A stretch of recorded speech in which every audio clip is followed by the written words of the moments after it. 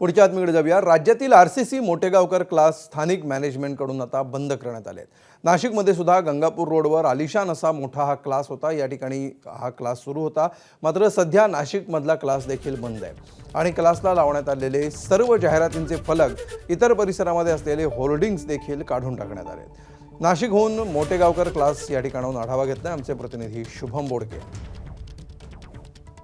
नीट paper फुटी प्रकरणामध्ये सीबीआयनं सर्वात मोठी जी कारवाई केलेली आहे ती म्हणजे मोटेगावकर क्लासचे संचालक शिवराज मोटेगावकर यांना अटक केलेली होती। राज्यभरात अनेक ठिकाणी त्यांचे हे क्लास या ठिकाणी पाहायला मिळत होते। नाशिकमध्ये देखील जर आपण बघितलं तर गंगापूर रोडवर या अशा पद्धतीने आलिशान असा मोठा या ठिकाणी हा क्लास या ठिकाणी आपल्याला पाहायला मिळतोय।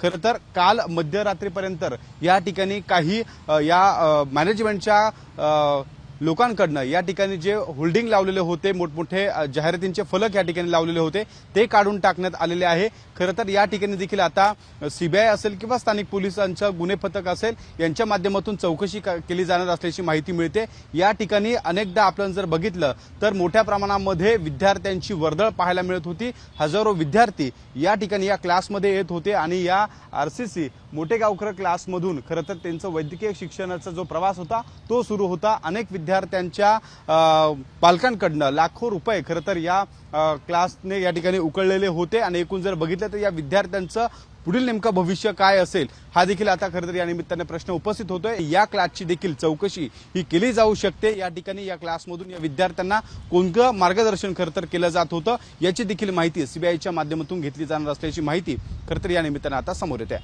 कॅमेरामन किरण कटरेसह शुभम बोडके, एबीपी माझा, नाशिक।